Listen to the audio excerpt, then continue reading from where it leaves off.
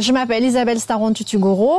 Je vis à Pointe-d'Imier depuis plus de 23 ans et je partage ma vie entre Pointe-d'Imier et un petit village de la Nouvelle-Zélande qui s'appelle Mangonui, où je travaille aussi beaucoup là-bas. Alors je suis artiste peintre et graveur principalement, mais je touche à beaucoup de choses. Je fais aussi un peu de céramique. Ma peinture est essentiellement ce qu'on appelle des techniques mixtes, parce qu'il y a beaucoup de techniques impliquées dans chacun de mes tableaux.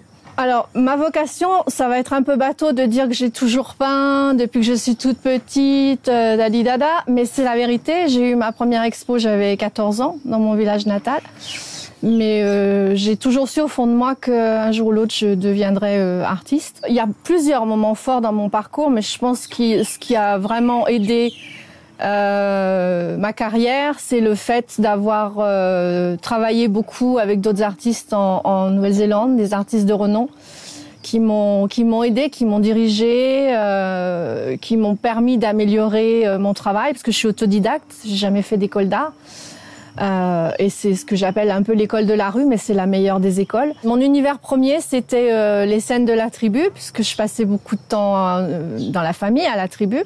Donc j'ai peint beaucoup les femmes dans leur attitude traditionnelle. Alors c'était ma belle-maman, mes belles-sœurs, mes tantines, mes nièces, tout le monde y est passé. Ça plaisait énormément. Moi j'aimais bien faire ça, mais très vite je me suis rendu compte qu'il fallait que je creuse un peu plus loin, que je fasse autre chose.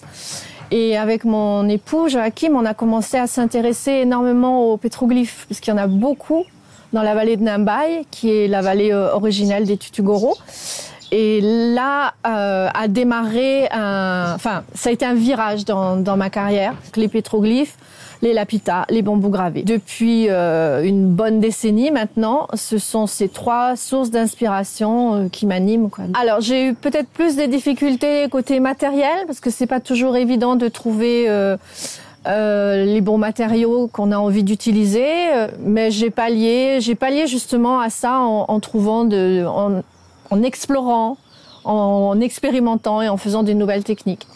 Et puis, comme je voyage beaucoup, j'ai la chance de pouvoir ramener. En ce moment, par exemple, je travaille beaucoup sur les papiers, le collage de papier. Je ramène des papiers de partout où je passe, en fait. Il y a plusieurs messages que j'essaye de faire passer. Le premier, c'est la transmission. Pas qu'on oublie tout ce patrimoine si riche qu'on a la chance d'avoir en Calédonie. Dans mon travail, je cherche beaucoup d'échanges aussi. La transmission, mais l'échange. Donc souvent, c'est à travers des résidences d'artistes.